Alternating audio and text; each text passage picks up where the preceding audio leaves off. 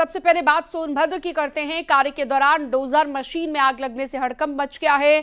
Drug line section में कार्य कर रहे डोजर में अज्ञात कारणों से भीषण आग लग गई और डोजर ऑपरेटर ने कूदकर अपनी जान यहां पर बचाई है। फायर ब्रिगेड के जवानों ने आग पर काबू पा लिया है, लेकिन लगभग 50% कैबिन में आग लग चुकी थी। आशंका ये जताई जा रही है कि ओवरहीट के चलते डोजर में आग लगने की संभावना है। एनसीएल प्रतिबंधन ने कमेटी गठित कर घटना की जांच शुरू कर दी है।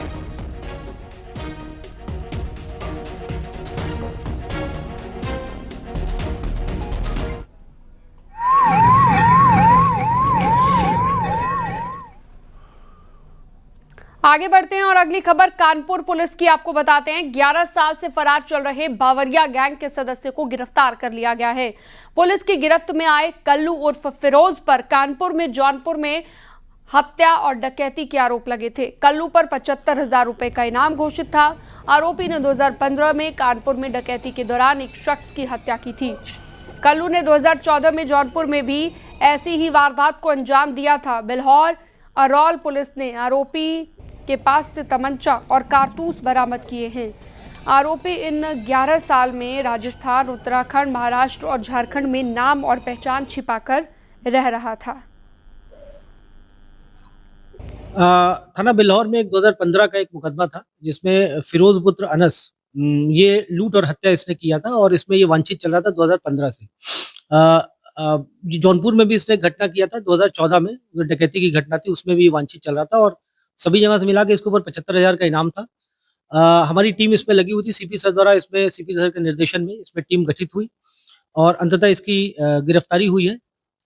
इसको हिरासत में लेकर जुडिशियल कस्टडी में भेजा गया है। अभी जो इसके गैंग के जो अन्य सदस्य हैं उनकी भी मालूमात की जा रही, उनकी भी मालूमात की जा रही और शीघ्र ही उनकी गिरफ्तारी भी सुनिश्चित की जाएगी।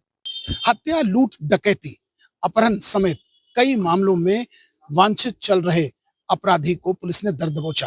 दरअसल पिछले 11 वर्षों से पुलिस के लिए ये कल्लू सरदर्द बना हुआ था। जहां एक और बावरिया गिरोह के सरगना का ये भांजा था, तो वहीं इस पर जौनपुर में जहां एक और 50,000 का इनाम था, तो वहीं कानपुर में भी इस पर 25,000 का इनाम था, जिसके बाद पुलिस ने घेराबंदी करके इसे धर दबोचा। अब पुलिस इसके गैंग के अन्य सदस्य पहुंचने का प्रयास कर रही है। विजिलेंस आशीष पांडे के साथ अमित गंजू, डी18 कानपुर।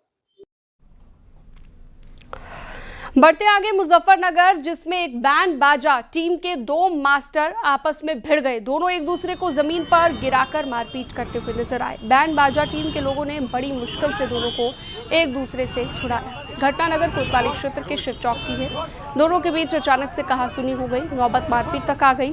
खास बात यह है कि घटना पुलिस चौकी से कुछ ही मीटर दूर हुई है। उस समय मैंने देखा था यहाँ पे कोई बैंड वाले थे, बैंड वालों के आपस में झगड़ा हो रहा था। उस समय वहाँ पे जो बैंड वाले थे आपस में ही अपना समझौता करा के चले गए थे। क्या हुआ फिर उसके बाद जो बैंड वाले थे उनके साथ कई लोग थे, उन्होंने आपस में छुड़वाया और फिर चले गए थे समझौता करा के। नहीं, कारण तो पता नहीं चल पाया क्या कारण, मामला सिर्फ चौक के पास। झांसी के सेमरी गांव में उच्च प्राथमिक विद्यालय का एक वीडियो सोशल मीडिया पर तेजी से वायरल हो रहा है। वीडियो में सरकारी विद्यालय की यूनिफॉर्म पहने नन्हे बच्चे हाथों में फावड़ा लेकर मिट्टी खोदते हुए दिखाई दे रहे हैं। वहीं विद्यालय की एक अध्यापिका भी बच्चों के पास खड़ी नजर आ रही है। इस दृश्य को देखकर ग्रामीणों में नाराजगी है। गाँव वालों की ओर से बनाए गए इस वीडियो को सोशल मीडिया पर वायरल कर दिया गया, जिसके बाद शिक्षा विभाग की कार्यप्रणाली पर सवाल खड़े होने लगे।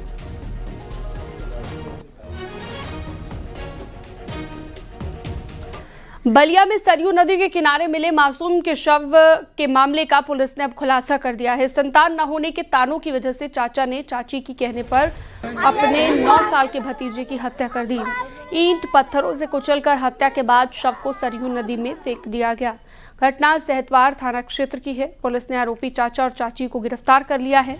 आरोपी चाचा ने गुमराह करने के लिए भतीजे के गायब होने का मुकदमा दर्ज करवाया।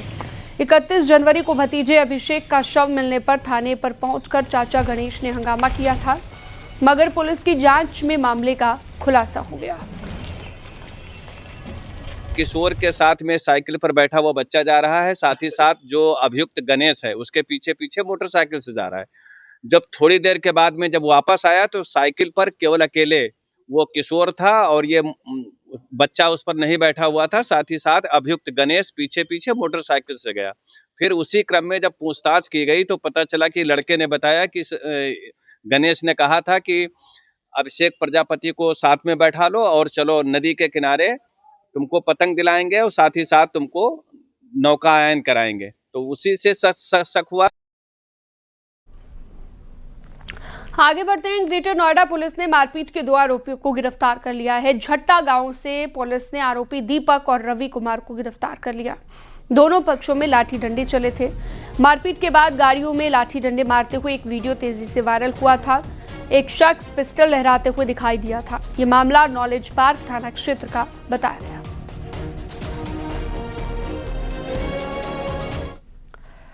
इटावा में ब्रिटेन से आए दंपति ने कलेक्ट्रेट भवन का भ्रमण किया है और इंग्लैंड के मिस्टर रॉबर्ट और Mrs Olivia Harley collectorate office में पहुंचे। ब्रिटिश काल में बने ऐतिहासिक भवन को उन्होंने देखा।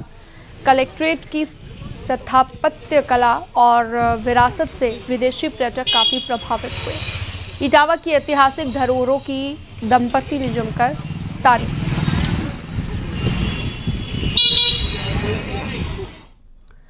बढ़ते आगे। आगरा की खबर है, जहां पर छेड़खानी की पीड़ित एक महिला ने पुलिस पर गंभीर आरोप लगाए। महिला का आरोप यह है कि यहां पर जांच के दौरान जांच अधिकारी ने मुकदमे से आरोपियों के नाम निकाल दिए। जांच अधिकारी ने नाम निकालने के लिए पैसा लिया है। मामला थाना एतमादपुर क्षेत्र का है। शिकायत पर पुलिस कमिश्नर ने मामला क्राइम ब्रांच को ट्रांसफर करने के साथ जांच अधिकारी के खिलाफ गोपनीय जांच के आदेश दिए। अंदर इसने मेरे बेडरूम में जाके अटैच लैट्रिन बाथरूम में उसमें जाके इसने नशा किया, मतलब गांजा पिया हो या स्मैक लिया हो, जो भी लिया हो, उसकी स्मेल आई मुझे। मैंने इसको उठाया और इसके दोनों लोगों को बाथरूम से निकाल के भगाया। उस टाइम हम दोनों के बीच में बहसबाजी हुई, लड़ाई झगड़ा हुआ, हाथापाई होगी। मैंने इसको एक चांटा भी मार दिया। मैंने अपने घर पे सुबह फोन करके बोला कि ये ऐसी बात है। उस चीज का इसका ईगो हर्ट हो गया। इसने मेरे को धमकी कई बार दी है कि मेरा ईगो हर्ट हो चुका है, ठीक है, और तुमने मेरे साथ ऐसा करा है, मेरी बेइज्जती की है, ये किया है, वो किया है, कई बार किया है। और मैंने कई बार प्रयास करा है कि मैं अपने थाना कार्यालय में मुकदमा लिखवाने भी गई हूँ, लेकिन मेरा मुकदमा नहीं लिखा गया वहां पे। बुलंदशहर के गांव फतेहगढ़ भट्टे के पास बड़ा सड़क हादसा हो गया है। बाइक सवार 2 युवकों को अज्ञात वाहन ने टक्कर मार दी है। हादसे में दोनों की मौके पर दर्दनाक मौत हो गई है। दोनों युवक एक ही गांव के रहने वाले थे। हादसे की सूचना के बाद मौके पर पुलिस पहुंची। शवों का पंचनामा भरकर पोस्टमार्टम के लिए भेज दिया गया। फिलहाल पुलिस अज्ञात वाहन की तलाश में जुट गई है। वो और उसके साथ एक दूसरा उसका दोस्त है सूरज, वो दोनों जॉब करते थे नोएडा से जाकर दवाई के लिए जा रहे थे, तो वहाँ पे एक्सीडेंट मार दिया अज्ञात वाहन ने किसी ने। घटना कहाँ पे हुई? ये घटना हुई फतेहगढ़ के पास, शिकारपुर से आगे, अहमदगढ़ से पहले।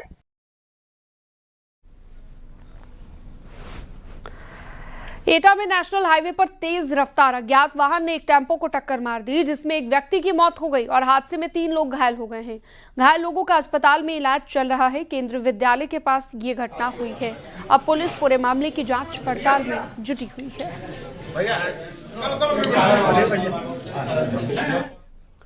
बढ़ते हैं आगे। संत कबीरनगर पुलिस ने नाबालिग लड़की से गैंगरेप के 2 आरोपियों को गिरफ्तार कर लिया है। पीड़िता के परिजनों ने 6 फरवरी को गैंगरेप का मामला दर्ज कराया था। पुलिस ने मुखबिर की सूचना पर बंधुपुर शिव मंदिर के पास से आरोपियों को गिरफ्तार किया है। अपनी पुत्री के साथ दुष्कर्म के मामले में प्रार्थना पत्र देकर अभियोग पंजीकृत कराया गया था। थाना महुली पुलिस द्वारा महिला अपराध की संवेदनशीलता को देखते हुए त्वरित कार्रवाई कर उक्त मुकदमे से संबंधित दोनों अभियुक्तों को आज दिनांक 7/2/2026 को गिरफ्तार कर माननीय न्यायालय रवाना किया गया। बदायूं में पूर्व बीएसपी विधायक और मौजूदा समाजवादी नेता हाजिन बिट्टन अली पर पशु क्रूरता के तहत मामला दर्ज हुआ है। सहसवान कोतवाली में मामला दर्ज हुआ है। हाजी बिट्टन पर दफ्तर में लगे कंटीले तारों में बिजली का करंट छोड़ने का आरोप है। इन्हीं तारों में फंसकर बंदर की मौत हो गई थी। घटना से जुड़े हुए वीडियो भी सोशल मीडिया पर वायरल हो रहे हैं। बंदर का शव पूरी रात थाने में रखा गया, जिसके बाद बंदर के शव का पोस्टमार्टम करवाया गया है। आप पीएम के लिए जाएगा? अभी कल ही सूचना ये भी मिली थी दोपहर में कि इंसान के बच्चे को भी पड़ोस में उन्हीं तारों से करंट लगा था कि शायद उसकी छत के पास से वो गुजर रहे थे। उस महिला ने अपने बच्चे का इलाज भी कराया, लेकिन वो सामने बोलने को तैयार नहीं थी इस बात को लेकर। मैंने उसकी शिकायत सीधे थाना सहसवान पुलिस से की। पुलिस मौके पर पहुंची, मैंने यहाँ से तहरीर भी भेजी जिस पर उन्होंने कार्रवाई की है और नामजद मुकदमा हुआ है इस बात को लेकर। क्या हुआ है उसमें, क्या घटना हुई है? घटना तो बंदर मर गया, उसका पोस्टमार्टम भी कराया। लीगल प्रोसेस तो यही है कि पशु क्रूरता निवारण अधिनियम, वन्य जीव संरक्षण अधिनियम, इसके तहत अब उनको ये तो जमानती प्रक्रिया है। यूजीसी गाइडलाइंस के समर्थन में बीएचयू के बाद अब वाराणसी के हरीश चंद्र कॉलेज के छात्रों ने जमकर हंगामा किया। पहले कॉलेज की कक्षाओं को बंद करवाया गया और कॉलेज के बाहर आकर पुलिस ने जमकर धक्का मुक्की की है। इस दौरान पुलिस को छात्रों को शांत कराने के लिए काफी मशक्कत भी करनी पड़ी। छात्रों की ये मांग है कि यूजीसी की नई गाइडलाइन लागू हो। इस प्रकार से महाविद्यालय और विश्वविद्यालयों में जिस प्रकार से बहुजन समाज के साथियों के साथ प्रताड़ित किया जाता है, जिस प्रकार से भेदभाव किया जाता है, उसके समर्थन में इस प्रकार से आगे भविष्य में न हो, इसलिए हम लोग इसी विरोध समर्थन में आज हम लोग प्रदर्शन कर रहे थे। पुलिस आई, क्या हुआ? लोग प्रदर्शन कर रहे थे जिस प्रकार से संवैधानिक तरीके से इस यहाँ बैठकर अपने महाविद्यालय में प्राचार्य जी द्वारा और प्रोफेसर जो हमारे कॉलेज के हैं उनके द्वारा पुलिस फोर्स बुलाकर रोका गया और बलपूर्वक धक्का मुक्की करते हुए हम लोगों को बाहर जाने से रोका गया। कानपुर में एक शख्स पर अपनी 1 साल की बेटी को ठंडे पानी में डुबोने का आरोप लगा है। उसकी पत्नी ने यह आरोप लगाया है। बेटी का 1 महीने तक इलाज चला है, जिसकी शुक्रवार को हॉस्पिटल में मौत हो गई है। इसके बाद महिला और उसके मायके पक्ष ने हंगामा किया। पति पर बेटी की हत्या का भी आरोप लगाया गया। हंगामे की सूचना के बाद रावतपुर थाना पुलिस मौके पर पहुंची और पुलिस ने कार्रवाई का आश्वासन देते हुए मामले को शांत कराया है। पत्नी में लड़ाई झगड़ा होता है और इसमें आवेश में आकर के, ये नशे का आदी था और आवेश में आकर के इसने पत्नी को भी मारा पीटा और जो बेटी थी उसको इसने पानी के टब में डाल दिया, जिससे कि उसकी तबीयत खराब होती है। उसको अस्पताल ले जाया जाता है और फ्राइडे को उसकी डेथ हो जाती है। इसमें पोस्टमार्टम की कार्रवाई होती है। पोस्टमार्टम में विसरा प्रिजर्व है, कॉज ऑफ डेथ अनसर्टेन है। अभी परिवार वालों से कोई तहरीर प्राप्त नहीं हुई है। तहरीर प्राप्त कर नियमानुसार विधिक कार्रवाई की जाएगी। बढ़ते हैं आगे, अगली खबर लखनऊ से। लखनऊ विश्वविद्यालय में एबीवीपी और एनएसयूआई आमने सामने आ गए हैं। विश्वविद्यालय में एबीवीपी की राष्ट्रीय संगोष्ठी का आयोजन किया गया था। विश्वविद्यालय के सोशल वर्क विभाग में आयोजन किया गया था। एनएसयूआई ने ताला लगाने की कोशिश की। इस बीच छात्र में जमकर बहस हुई। प्रोक्टोरियल टीम और पुलिस बल ने मामले को शांत कराया है।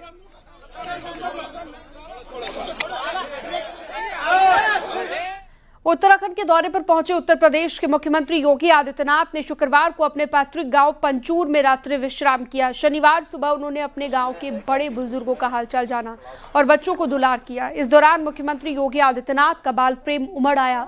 उन्होंने गांव के बच्चों को दुलार किया और उन्हें चॉकलेट भी बांटी। सीएम योगी ने एक बच्चे को अपनी गोद में लेकर उसे लाड प्यार किया। सीएम योगी को एक बच्चे ने फूल भी भेंट किया तो सीएम योगी ने उसे खाने के लिए चॉकलेट दी। उस बच्चे ने अपने दादा को वो चॉकलेट दे दी। इस पर सीएम योगी ने कहा कि हम भी तेरे दादा लगते हैं।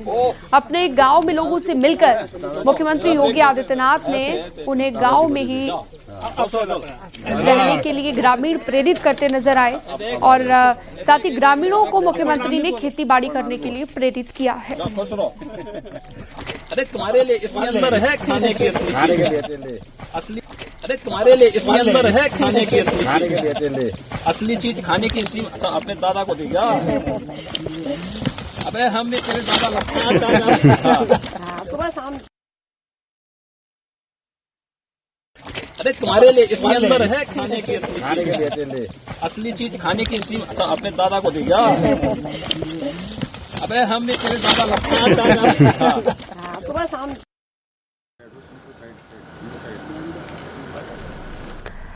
तो देख सकते हैं आप, यमकेश्वर की पंचूर अपने पैतृक गांव में सीएम योगी पहुंचे हुए थे और वहां पर उन्होंने मॉर्निंग वॉक भी की, अलग अलग जगहों पर भी वो गए।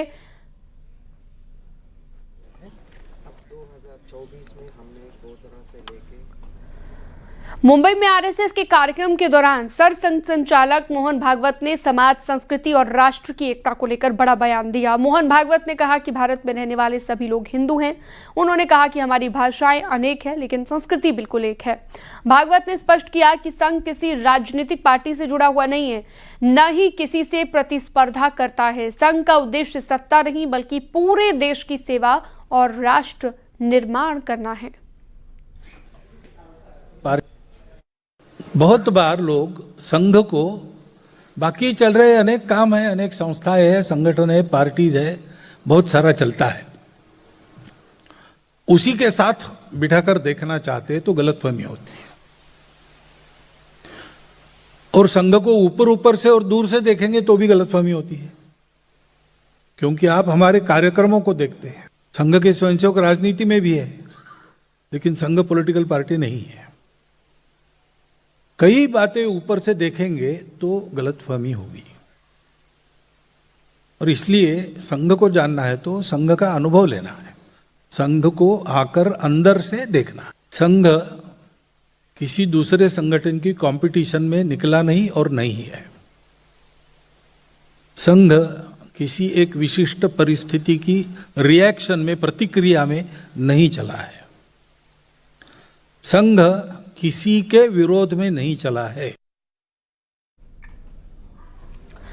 मलेशिया के कुआलालंपुर में भारतीय समुदाय के बीच पहुंचे पीएम मोदी ने लोगों को संबोधित किया। पीएम मोदी ने इस दौरान भारतीय समुदाय के लोगों से मुलाकात की। पीएम ने कहा कि भारत और मलेशिया के रिश्ते बेहद मजबूत हैं। दोनों देशों के बीच साझा विरासत है। इस दौरान पीएम मोदी ने जल्द मलेशिया में यूपीआई की शुरुआत करने की भी बात कही। उन्होंने ये भी कहा कि मलेशिया में 100 से ज्यादा भारतीय कंपनियां काम कर रही हैं।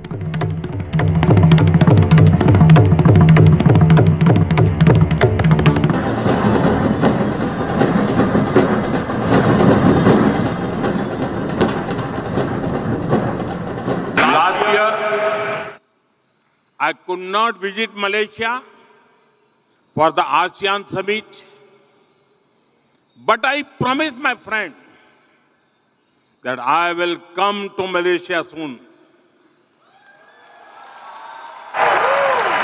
And as promised, I am here. This is my first foreign visit in 2026. और भारत अमेरिका डील पर सीएम योगी आदित्यनाथ का पोस्ट सामने आया है। भारत और यूएस के आर्थिक साझेदारी को मजबूती मिली है। दोनों देशों के लिए यह ऐतिहासिक कदम है। सीएम योगी आदित्यनाथ ने पोस्ट में लिखा है, भारतीय उत्पाद वैश्विक बाजार तक पहुंचेंगे, मेक इन इंडिया को बढ़ावा मिलेगा। ये भी सीएम योगी ने लिखा है। मेड इन इंडिया वैश्विक विश्वास को दर्शाता है, ये भी लिखा है।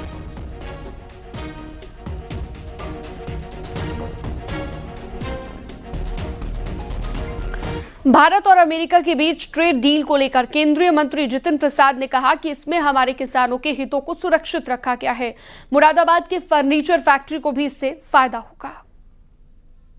आदरणीय प्रधानमंत्री जी के नेतृत्व में जो इतिहास रचा जा रहा है, ये लैंडमार्क डील है जो भारत और यूनाइटेड स्टेट्स अमेरिका के बीच हुई है, जिसमें उद्योग जगत को बहुत भारी सफलता और बढ़ोतरी के अवसर मिलेंगे, और साथ ही साथ हमारे जितने किसान हैं भारत के, उनको सुरक्षित रखा। वाराणसी पहुंचे केंद्रीय राज्य मंत्री ग्रामीण विकास कमलेश पासवान ने अमेरिका भारत के बीच ट्रेड डील पर कहा कि जिन लोगों के बीच इसे लेकर शंका है वो 2-4 दिनों के लिए क्लियर हो जाएगी। 2-4 दिनों के बाद ही दरअसल क्लियर हो जाएगी। और मैं दावे के साथ कह सकता हूं कि केंद्र सरकार किसी भी किसान के साथ अहित नहीं होगा। ये बात नहीं कर सकता। मैं अपने नेता की बात करना चाहता हूं। आदरणीय प्रधानमंत्री मोदी जी भारत के किसानों का अहित किसी भी सूरत में नहीं होने देंगे, ये मुझे पूरा विश्वास है। डील को लेकर कोई डॉक्यूमेंट सामने नहीं आ रहा है, वो ज्यादा मैंने कहा कि 2-4 दिन का समय दीजिए। अभी कल की बात है कि आदरणीय पीयूष गोयल जी ने इस पर वक्तव्य दिया है, और आने वाले 2-4 दिन के अंदर पूरी स्थिति साफ हो जाएगी। वहीं इस दौरान केंद्रीय राज्य मंत्री कमलेश पासवान की प्रेस कॉन्फ्रेंस में हंगामा देखने को मिला। कांग्रेस नेता के साथ किसानों ने कमलेश पासवान का घेराव किया। पुलिस ने कांग्रेस नेता और किसानों को हिरासत में लिया।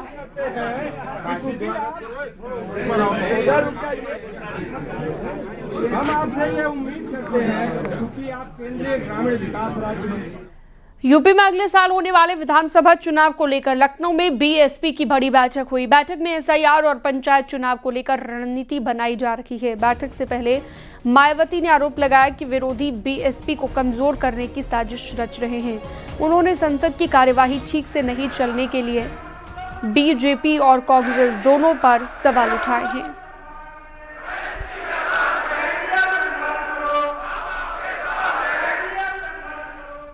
द्वारा बीएसपी को कमजोर करने के लिए जो आए दिन नए नए हथकंडे व षड्यंत्र आदि रचे जा रहे हैं, तो उनसे भी पार्टी के लोगों को सचेत किया जाएगा।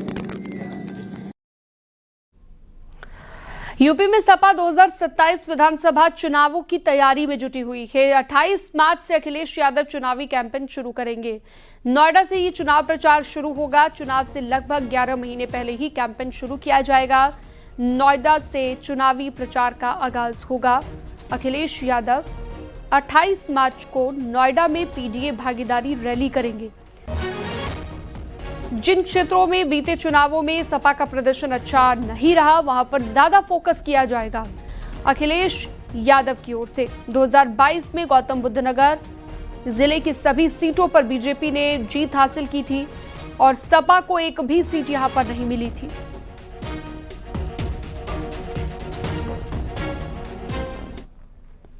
और बड़ी खबर कुशीनगर से, अखिलेश यादव पर केशव मौर्य का हमला। 2048 के चुनाव की तैयारी करें अखिलेश, ये कहा गया केशव मौर्य की ओर से। 2047 तक एसपी के लिए कोई संभावना नहीं है। केशव मौर्य ने कहा एसपी के पीडीए की धज्जियां उड़ चुकी हैं। एसपी ने गुंडों, माफियाओं और दंगाइयों का संरक्षण किया है। 2048 जारी करें, अभी 2047 तक तो समाजवादी पार्टी के लिए कोई संभावना जनता के मनमानस में नहीं है। उनका पीडीए फर्जी था, उसकी धज्जियां उड़ चुकी हैं। वो बांटो और राज करना चाहते हैं। 2012 से 2017 तक वह स्वयं मुख्यमंत्री थे। उन्होंने पिछड़े वर्ग के लोगों को, अनुसूचित वर्ग के लोगों को, सामान्य वर्ग के लोगों को कुचलने का काम किया है। केवल तुष्टीकरण किया, केवल जातिवाद किया, केवल परिवारवाद किया, केवल दंगाइयों को, भ्रष्टाचारियों को, गुंडों को, अपराधियों को, माफियाओं को संरक्षण देने का काम किया। इसलिए समाजवादी पार्टी का उत्तर प्रदेश में और कांग्रेस पार्टी का देश में 2047 तक कोई राजनीतिक भविष्य नहीं।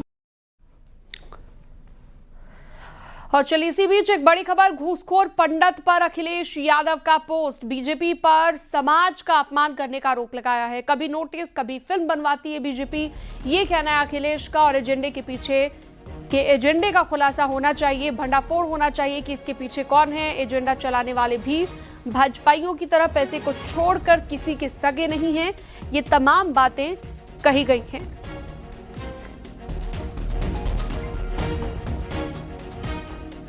तमाम बातें कही गई हैं। घूसखोर पंडित पर अखिलेश यादव ने ये आरोप लगाए हैं।